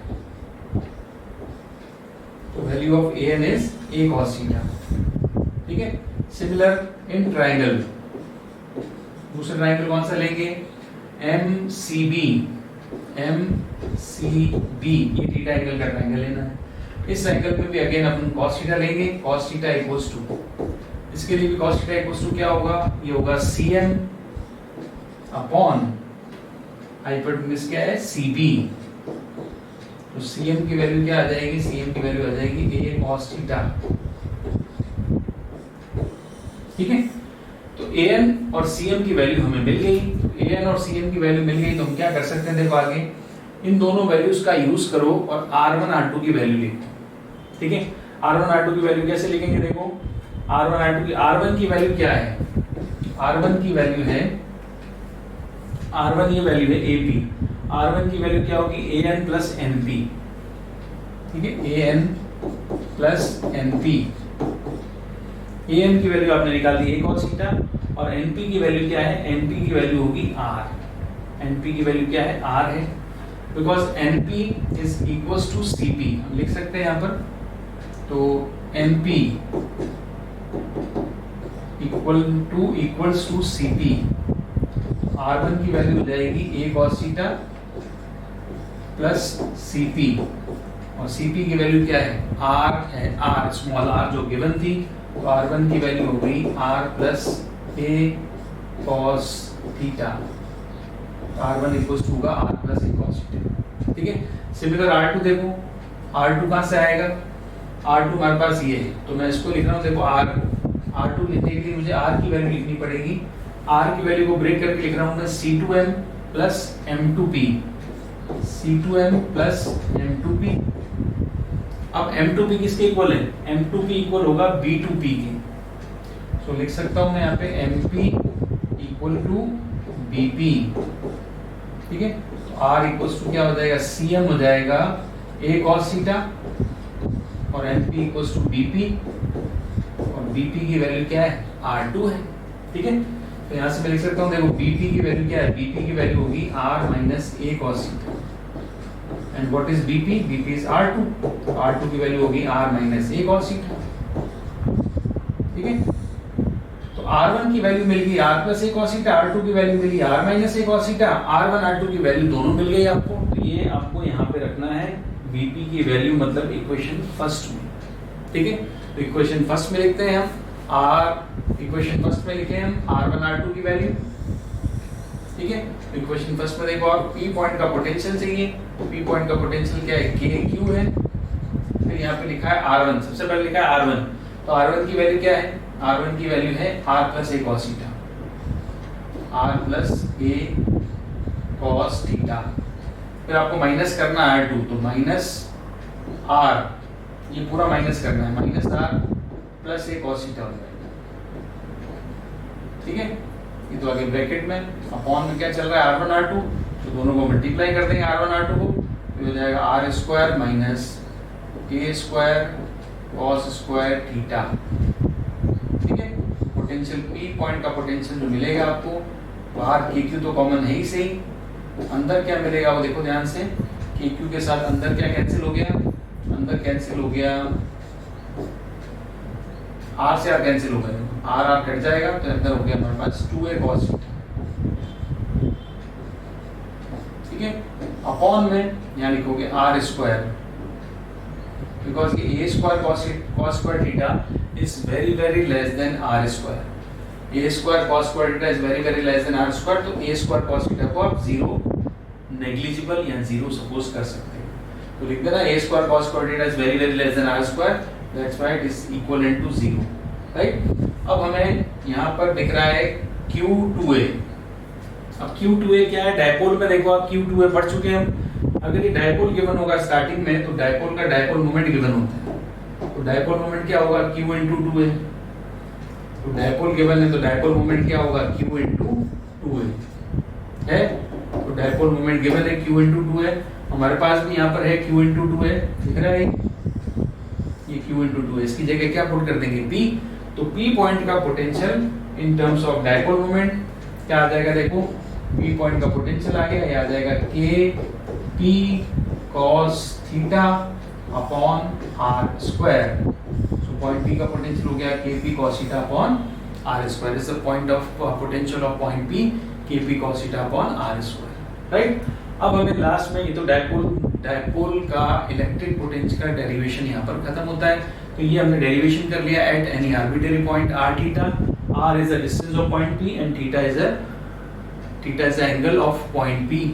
ठीक है, तो यहाँ पर हमसे पूछा है कैलकुलेट पोटेंशियल लास्ट में एक्सियल और इक्वेटोरियल पॉइंट पर। तो एक्सियल पॉइंट अगर है तो पी पॉइंट अगर एक्सियल होगा तो पी पॉइंट यहाँ पर होगा, एक्सियल होगा मतलब ये वाला इस पॉइंट पर। तो अगर ये पॉइंट इस लाइन पर आ गया तो एंगल क्या होगा, जीरो। तो एक्सियल पॉइंट पर एंगल होता है जीरो। तो हमें इलेक्ट्रिक पोटेंशियल दोनों पॉइंट्स पर निकालना है। पहला पॉइंट कौन सा है, पहला बोला है एट एक्सियल पॉइंट। तो एट एक्सियल पॉइंट थीटा क्या होगा, 0 degree, theta equals to 0 degree. तो एक्सियल पॉइंट पे थीटा अगर 0 डिग्री रखूं तो cos 0 क्या होता है, cos 0 होता है 1। तो v एक्सियल जो आएगा, v एक्सियल पॉइंट पे जो आएगा v जो आ जाएगा वो आ जाएगा kp अपॉन r स्क्वायर। सो एक्सियल पॉइंट का पोटेंशियल आ गया kp upon r square, cos 0 1 हो गया। ठीक है, सेकंड पॉइंट कौन सा है, सेकंड पॉइंट बोला है एट इक्वेटोरियल पॉइंट। तो बेटा इक्वेटोरियल पॉइंट कौन सा होता है पता है आपको, एट इक्वेटोरियल पॉइंट। तो इक्वेटोरियल पॉइंट कौन सा होगा, इक्वेटोरियल होता है, इक्वेटोरियल पॉइंट होता है the point which is located on perpendicular bisector of dipole. ये है परपेंडिकुलर बाइसेक्टर डायपोल का अगर कोई पॉइंट यहाँ होता है तो इसकी इक्वेटोरियल पॉइंट कहते हैं, और जो पॉइंट अगर यहाँ होगा तो उसको एक्सियल पॉइंट कहते हैं। पॉइंट अगर यहाँ होगा एक्सियल पॉइंट के लिए थीटा 0 होगा, और पॉइंट अगर यहाँ चला गया तो थीटा 90 हो जाएगा। So at equatorial point theta is 90। तो थीटा की वैल्यू 90 रखोगे तो आपको पता है cos 90 की वैल्यू क्या होती है, cos 90 की वैल्यू होती है 0। तो टोटल पोटेंशियल क्या हो जाएगा, 0। सो v एक्सियल तो आपने लिख दिया, बट v इक्वेटोरियल जो आएगा वो आप क्या लिखोगे, 0 लिखोगे। इक्वेटोरियल पॉइंट पे पोटेंशियल क्या होगा, 0। एक्सियल पॉइंट पे पोटेंशियल जरूर मिला आपको, वो कितना है kp अपॉन r स्क्वायर। ठीक है, तो ये दोनों पॉइंट्स के लिए पूछा था, दोनों पॉइंट हमने निकाल लिए। नाउ नेक्स्ट देखो, define the equipotential surface, write the features of equipotential surface, construct draw an equipotential surface of point charge, find the work done to displace 10 microcoulomb charge by 5 cm on equipotential surface। अब ये question बना equipotential surface, तो आपको पता है equipotential सा नाम से पता लग रहा है इसमें क्या नाम है इसका, इक्विपोटेंशियल। ऐसी सरफेस जिसके हर एक पॉइंट का पोटेंशियल कैसा होगा, इक्वल होगा, is called equipotential surface। ठीक है, so it is defined as a surface where potential of each and every point is equal, called equipotential surface। ठीक है, फिर बोला write the features of equipotential surface। equipotential surface के आपको features लिखने हैं, मतलब प्रॉपर्टीज लिखनी है। प्रॉपर्टीज में आप लिख सकते हो equipotential surface, मैं आपको ड्रॉ करके फिर प्रॉपर्टी बताता हूँ। देखो, construct equipotential surface point charge. Point charge suppose कि हमने ये पॉइंट चार्ज लिया Q, ये पॉइंट चार्ज, ठीक है, तो इसकी इक्विपोटेंशियल सरफेस ये वाली आएगी, फिर ये वाली आएगी, ठीक है, और ये वाली कह सकते हैं। तो अगर ये कोई पॉइंट चार्ज Q है तो उसकी इक्विपोटेंशियल सरफेस कैसी होगी, spherical. Spherical spherical equipotential surfaces. Spherical equipotential surfaces है ये, सरफेसेस है ड्यू टू पॉइंट चार्ज। ठीक है, अब ये इक्विपोटेंशियल सरफेस है, तो जैसे ड्रॉ करोगे डायग्राम आपको पता लग जाएगा इसकी प्रॉपर्टीज के बारे में, फीचर्स के बारे में। पहली फीचर आपको दिख रही है कि equipotential surface never intersect each other. कोई भी सरफेस एक दूसरे को इंटरसेक्ट कभी नहीं करेगी, पहला पॉइंट। दूसरा point, the electric field is always perpendicular to equipotential surface. Electric field जो होगा it is always perpendicular to the equipotential surface. Electric field हमेशा इक्विपोटेंशियल सरफेस के परपेंडिकुलर होगा। प्रॉपर्टीज में फीचर्स में लिखना है, never intersect each other, E is always perpendicular to equipotential surface, E मतलब electric field intensity, and work done on equipotential surface is always zero. Work done to move or shift any charge on equipotential surface is always zero. ये तीन features या तीन properties आपको लिखनी है। Question में देखो क्या दिया, find the work done to displace 10 microcoulomb charge by 5 centimetre on equipotential surface. तो फीचर में हमने अभी पढ़ा work done to shift any charge on equipotential surface is always 0। उसी पर ये बोला है, देखो इक्विपोटेंशियल सरफेस में 5 सेंटीमीटर मूव करना है 10 माइक्रोकूलम चार्ज को, तो फाइंड द वर्क डन। कोई बात नहीं, हम इसको फीचर में लिखा है, उसको निकाल के भी देखते हैं। देखो वर्क डन का फॉर्मूला क्या होगा, वर्क डन का फॉर्मूला लिख दिया मैंने, W शिफ्ट करना है A टू B 2 पॉइंट के लिए। वर्क डन का फॉर्मूला होता है charge Q into delta V, delta V is potential difference, so Q delta V होगा VB माइनस VA, ठीक है। गिवन है चार्ज कितना है 10 माइक्रोकूलम, ठीक है, बट VB माइनस VA equals to 0, that's why work done क्या होगा 0, दैट्स व्हाई वर्क डन क्या होगा 0। अब VB माइनस V मैंने 0 क्यों लिखा, आप लिख सकते हो साइड में VB equals to VA because surface is equipotential, VB equals to VA because surface is equipotential, ठीक है। बस तो वर्क डन क्या आएगा 0 आएगा, तो 0 वर्क डन आपको लिखकर देना है इसमें आंसर में, ताकि आपको ये नंबर पूरे मिल सके। क्लियर। ये सेक्शन ई का 6 क्वेश्चन, मेजर क्वेश्चन है सारे, इस तरह से आपको करना है। नेक्स्ट देखो 7th, what is capacitor, establish a formula of capacity when placing a plate of thickness T and epsilon r dielectric between the plates of parallel plate capacitor, draw the required diagram। Section E में बोला है what is capacitor थी के formula हमें derive करना है, किसका, capacitance का फॉर्मूला डिराइव करना है, जिसमें आपने T थिकनेस की प्लेट हम इंसर्ट करते हैं, एप्सिलॉन r डाइलेक्ट्रिक कांस्टेंट है between the parallel plate capacitor, ठीक है। चलो इसको देख लेते हैं, व्हाट इज कैपेसिटर, बताओ भाई। कैपेसिटर के लिए एक तो डेफिनेशन आएगी इसकी कंस्ट्रक्शन के हिसाब से, एक डेफिनेशन आएगी इसकी प्रॉपर्टी के हिसाब से या इसकी वर्किंग के हिसाब से। तो कैपेसिटर क्या करता है, capacitor is a device which can store charge and electrical energy, ये तो आपको पता है। Capacitor is a device which can store charge and electrical energy is called capacitor. दूसरी डेफिनेशन जो होती है इसकी कैपेसिटर की, वो इसके बनावट या जो उसकी मेकिंग है उसके हिसाब से होती है। ये कंडक्टर हैं 2, तो कंडक्टर फर्स्ट और ये कंडक्टर सेकंड, ठीक है।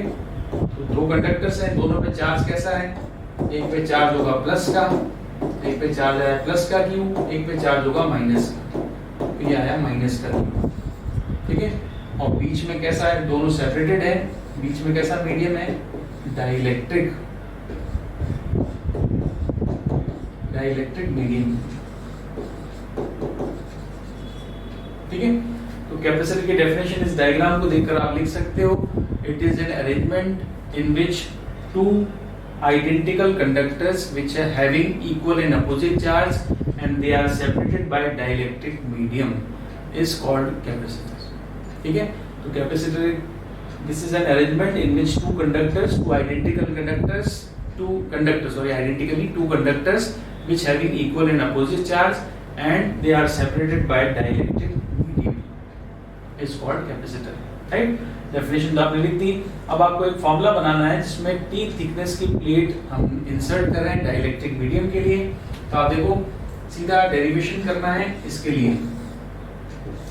तो कैपेसिटर की 2 प्लेट्स हैं, एक प्लेट होती है पॉजिटिव चार्ज वाली, एक है negative charge, 2 equal opposite charge वाली प्लेट्स हैं। इनके बीच में कोई T थिकनेस का हमने डाइलेक्ट्रिक मीडियम फिल कर T थिकनेस की स्लैब इंसर्ट कर दी, इसकी थिकनेस कितनी है D, ठीक है। अब टोटल डिस्टेंस अगर देखें, टोटल डिस्टेंस बिटवीन प्लेट्स जो है वो है D, और एरिया जो है प्लेट्स का एरिया वो है A। Area of the plates is equals to A, D distance between plates D, and surface charge density, surface charge surface charge density of the plates, charge तो है सी, charge भी लिख सकते हो, और चार्ज क्या होगा Q, चार्ज इज Q, इस प्लेट पे आएगा प्लस Q चार्ज, इस पे होगा minus Q charge, and surface charge density is sigma, sigma which is equals to Q by A। तो चार्ज हो गया Q, एरिया हो गया A, डिस्टेंस हो गई प्लेट्स के बीच में D, एंड स्लैब की थिकनेस हो गई T, और डाइलेक्ट्रिक कांस्टेंट हो गया इसका एप्सिलॉन R। ठीक है, ये गिवन वैल्यूज हैं। अब हमें इसका डेरिवेशन करना है, डेरिवेशन करना है किसका, कैपेसिटी का। तो कैपेसिटी का डेरिवेशन हम कर सकते हैं। पहले हम लिखें सबसे पहले electric field intensity, electric field between plates, between plates, plates के बीच में इलेक्ट्रिक फील्ड क्या होगा। पहला हम लिखेंगे E due to air, air की वजह से इलेक्ट्रिक फील्ड क्या होगा, सिग्मा अपॉन एप्सिलॉन नॉट। दूसरा इलेक्ट्रिक फील्ड आएगा जो डाइलेक्ट्रिक मीडियम है, मीडियम की वजह से वो आ जाएगा सिग्मा अपॉन एप्सिलॉन नॉट के साथ क्या आएगा, एप्सिलॉन R। ठीक है, तो दो इलेक्ट्रिक फील्ड्स आ गए, electric field in air, electric field in medium, right. अब हमें लिखना है इलेक्ट्रिक फील्ड की हेल्प से पोटेंशियल डिफरेंस बिटवीन प्लेट्स। तो हम लिखना चाह रहे हैं potential difference between plates, potential difference again वही बिटवीन प्लेट्स ही आएगा, इलेक्ट्रिक फील्ड भी बिटवीन प्लेट्स ही लिखा था, सब कुछ बिटवीन प्लेट्स ही हो रहा है यहाँ पर। So potential difference between plates, potential difference लिखा मैंने V से। पहला तो आएगा E एयर, एयर का इलेक्ट्रिक फील्ड कितनी डिस्टेंस तक है, एयर कितनी डिस्टेंस में है, एयर की डिस्टेंस होती है D माइनस T, क्योंकि T डिस्टेंस में तो क्या है, मीडियम है, तो बाकी बची हुई डिस्टेंस क्या होगी, बाकी बची हुई डिस्टेंस D माइनस T, इसमें क्या है, एयर है, तो D माइनस T में एयर है। मीडियम का इलेक्ट्रिक फील्ड E मीडियम, और कितनी डिस्टेंस के लिए मीडियम है, वो है T डिस्टेंस के लिए, उसको T से मल्टीप्लाई कर दोगे। ठीक है, इस तरह से हम पोटेंशियल डिफरेंस लिखेंगे। पोटेंशियल डिफरेंस के लिए क्या लिखा मैंने, E इंटू डिस्टेंस। आप लिख सकते हो V इक्वल्स टू क्या होता है, E इंटू D होता है। ठीक है, तो जितना इलेक्ट्रिक फील्ड, एयर वाला इलेक्ट्रिक फील्ड, तो एयर कितनी डिस्टेंस में है, D माइनस T। मीडियम वाला इलेक्ट्रिक फील्ड, तो मीडियम कितनी डिस्टेंस में है, T डिस्टेंस में है।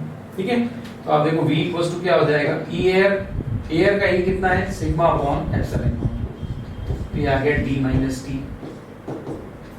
ठीक है, sigma upon epsilon not air का इलेक्ट्रिक फील्ड होगा D माइनस T, मीडियम का इलेक्ट्रिक फील्ड होगा sigma upon epsilon R epsilon not, और ये थिकनेस आएगी T। ठीक है, तो ये V मिल गया मुझे।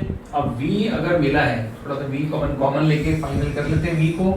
V इक्वल्स टू क्या होगा, क्या कॉमन आएगा, sigma upon epsilon not common आ जाएगा। दिख रहा है, sigma upon epsilon not common आएगा, तो यहाँ बचेगा D माइनस T, और यहाँ पर से sigma upon epsilon not common लोगे तो यहाँ बचेगा plus T upon epsilon R। ठीक है, तो ये है पोटेंशियल डिफरेंस बिटवीन प्लेट्स। अगर हम पोटेंशियल डिफरेंस निकाल लेते हैं तो हमें कैपेसिटी निकालने में या कैपेसिटेंस निकालने में दिक्कत नहीं है। कैपेसिटी या कैपेसिटेंस, आप कैपेसिटेंस लिख सकते हो, कैपेसिटेंस होगा C इक्वल्स टू होता है Q अपॉन V, बिकॉज आपको पता है Q इक्वल्स टू क्या होता है, CV, तो C इक्वल्स टू होगा Q अपॉन V, तो V की वैल्यू पुट कर लेते हैं। तो C इक्वल्स टू क्या आएगा, Q, और V की वैल्यू क्या है, V की वैल्यू है सिग्मा, एप्सिलॉन नॉट ऊपर लिख दिया मैंने, और यहाँ पर ब्रैकेट में रहेगा D minus T plus T upon epsilon R। ठीक है, अब Q की वैल्यू से आपको पता है कि सिग्मा इक्वल्स टू क्या था, Q अपॉन A था, sigma equals to Q upon A था, तो सिग्मा की वैल्यू पुट कर देता हूँ। सिग्मा इक्वल्स टू क्या है, Q अपॉन A, तो यहाँ पे जो सिग्मा है इसकी जगह मैं Q अपॉन A पुट करता हूँ, तो सिग्मा की जगह मैं Q अपॉन A लिखता हूँ, तो क्या आ जाएगा, देखो C equals to epsilon not A आ जाएगा, क्योंकि सिग्मा की जगह Q अपॉन A लिखूंगा तो Q से Q तो कट जाएगा, ये ऊपर आ गया, A epsilon not upon D minus T plus T upon epsilon R, ये फॉर्मूला C के लिए आ जाएगा। ठीक है, तो इससे रिलेशन कैसा है, इसलिए आप साइड में लिख सकते हो, बिकॉज हमने सिग्मा की वैल्यू पुट कर दी, सिग्मा की वैल्यू है Q अपॉन A, या Q की वैल्यू पुट कर दी, Q की वैल्यू क्या है, सिग्मा इंटू A। तो अगर आप Q की वैल्यू पुट करोगे सिग्मा इनटू A, तो सिग्मा सिग्मा कैंसिल होगा, A बच जाएगा। ठीक है, ऐसे भी कर सकते हो। ये फॉर्मूला आया कैपेसिटेंस का, पैरेलल प्लेट कैपेसिटर का, इन केस जब आप डाइलेक्ट्रिक मीडियम फिल करते हो बिटवीन प्लेट्स ऑफ कैपेसिटर। ठीक है, नेक्स्ट देखो अगला क्वेश्चन जो आ रहा है। अगला क्वेश्चन है डिफाइन स्फेरिकल कैपेसिटर। अब कैपेसिटर तो आपने पढ़ लिया, ठीक है। कैपेसिटर में अब आपको वापस डेफिनेशन देनी है स्फेरिकल कैपेसिटर की। तो कैपेसिटर के जो टाइप्स डिसाइड होते हैं ये इनके कंडक्टर के शेप के हिसाब से डिसाइड होते हैं। तो कंडक्टर्स का शेप अगर मैं चेंज कर देता हूं तो स्फेरिकल, सिलेंड्रिकल और पैरेलल प्लेट कैपेसिटर बन जाता है। तो डिफाइन स्फेरिकल कैपेसिटर, हम इसमें कहेंगे it is an arrangement of two spherical conductors, two spherical concentric conductors. So two concentric spherical conductors having equal and opposite charge. ये फर्स्ट वाला लेता हूँ A डिस्टेंस है और सेकेंड वाले की डिस्टेंस ले ली मैंने B। ठीक है, A पर चार्ज आएगा प्लस का और B पे चार्ज आएगा माइनस का, और ये हमने कर दी अर्थिंग। ठीक है, अब इस डायग्राम को देखकर सबसे पहले उसको डिफाइन करना है। Spherical capacitor, what is spherical capacitor? तो आप क्या लिखोगे? Spherical capacitor it is an arrangement in which to concentric spheres of different radii are placed having equal and opposite charges. One of the sphere is hollow and another is hollow or solid, and the outer sphere of outer sphere is earthed or grounding is called spherical capacitor. ठीक है, तो diagram को देखकर आपको इसको define करना है। अब आपको क्या करना है, इसकी स्फेरिकल कैपेसिटर का कैपेसिटेंस लिखे आना है। तो कैपेसिटेंस अब जिसे पैरेलल प्लेट का लिखा था वैसे स्फेरिकल कैपेसिटर का भी लिख सकते हैं। हमें चाहिए C, कैपेसिटेंस चाहिए C। तो आप ध्यान से देखना, कैपेसिटेंस के लिए कैपेसिटेंस चाहिए हमें डिराइव करना है C, और C इक्वल्स टू होता है Q upon V, and V is a potential difference between spheres, between these two spheres. ठीक है, तो पहला तो हो गया प्लस Q, इस पे चार्ज क्या है? माइनस Q है, राइट। सो पोटेंशियल डिफरेंस लिखना है। तो सबसे पहले मैं लिखूंगा potential difference at potential on A on inner sphere, potential on inner sphere.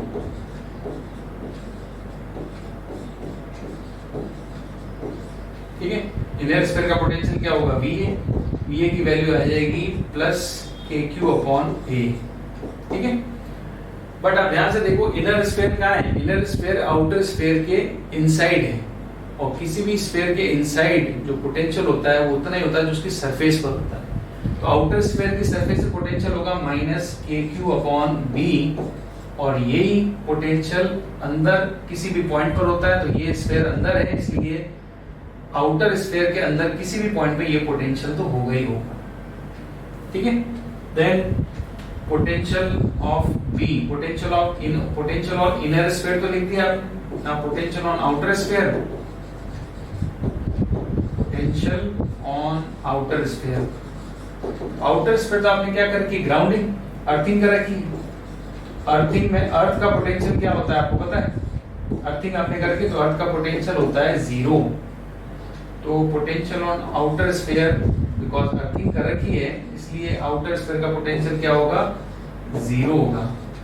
ठीक है, सो पोटेंशियल डिफरेंस, अब हमें चाहिए पोटेंशियल डिफरेंस। पोटेंशियल डिफरेंस को मैं V से लिखूंगा, तो V इक्वल्स टू VA आ जाएगा, क्योंकि VB तो 0 है, राइट। तो V इक्वल्स टू VA आ जाएगा, VB 0 है, तो अब हम कैपेसिटेंस निकाल सकते हैं इजीली। कैपेसिटेंस के लिए C equals to Q by V, और V इक्वल्स टू VA है, और VA की वैल्यू ये है, तो VA की वैल्यू मैं लिख देता हूँ। देखो KQ कॉमन ले लिया, KQ मैंने कॉमन ले लिया, तो यहाँ पर आएगा KQ कॉमन लिया तो 1 upon A minus 1 upon B। ठीक है, ये लिख दिया। अब एलसीएम ले लें और Q से Q कैंसिल कर दें, तो C इक्वल्स टू, अच्छा K की वैल्यू क्या होती है आपको पता है, 1/4 pi epsilon not, 1/4 pi epsilon not होती है, K अपॉन में है, ठीक है, डिनोमिनेटर में है, डिनोमिनेटर में K की वैल्यू रखोगे 1/4 पाई एप्सिलॉन नॉट, तो 4 पाई एप्सिलॉन नॉट ऊपर आ गया। अब यहाँ पे एलसीएम क्या होगा, एलसीएम की वैल्यू मैं लिख देता हूँ यहाँ पर, एलसीएम लेने के बाद ये हो जाएगा B माइनस A और यहाँ आ जाएगा AB, क्लियर है, AB एलसीएम ले लिया और B माइनस A लिख दिया, तो AB ऊपर चला जाएगा, तो ये आ जाएगा 4 pi epsilon not AB upon B minus A। So it is the derivation or it is the expression of spherical expression of capacitance of spherical capacitor, ये C का फॉर्मूला, ठीक है ना, spherical capacitor का फॉर्मूला हो गया। Next देखो, what is prism, when a light beam pass through a prism make a ray diagram showing its refraction, find the expression of refracted index of glass in terms of angle and minimum deviation of angle। तो ये prism का विषय होता है, तो prism की definition सबसे पहले what is prism, prism is a piece of transparent material, आपको पता है प्रिज्म क्या होता है, प्रिज्म है, लेंस है, ये क्या है, एक ट्रांसपेरेंट पीस, ट्रांसपेरेंट मटेरियल के पीस होते हैं, ठीक है, which is bounded by two plane surfaces at particular angle theta। ये जो प्रिज्म है एक ट्रांसपेरेंट पीस का टुकड़ा है जिसकी बाउंडेड मतलब बाउंड्री सरफेस जो होती है वो एंगल पर होनी चाहिए, क्योंकि बाउंड्री सरफेस एंगल पर होगी तभी प्रिज्म बनेगा। अगर बाउंड्री सरफेस पैरेलल होगी तो क्या बन जाएगा, पैरेलल बाउंड्री सरफेस पे स्लैब बन जाती है, ठीक है। So what is prism, definition एक बार वापस सुन लो, it is piece of transparent material whose two boundary surfaces at angle theta, ठीक है। Now next इसमें क्या बोला, when light beam pass through prism, तो इसका डेरिवेशन देखो आगे, प्रिज्म फॉर्मूला ये जो बोला है, find the expression of refractive index of the glass angle, ये तो deviation, minimum deviation angle delta M और प्रिज्म एंगल ए और डेल्टा एम और रिफ्रैक्टिव इंडेक्स को लेकर इसका फॉर्मूला बनता है प्रिज्म फॉर्मूला, वो हमें डिराइव करना है, डिफाइन करना है, डिराइव करना चाहिए, ठीक है। तो प्रिज्म की डेफिनेशन के बाद हम इसका डेरिवेशन करते हैं प्रिज्म का, तो डेरिवेशन बहुत अच्छा सा डेरिवेशन है प्रिज्म का, ध्यान से देखो, अगेन कोई डायग्राम,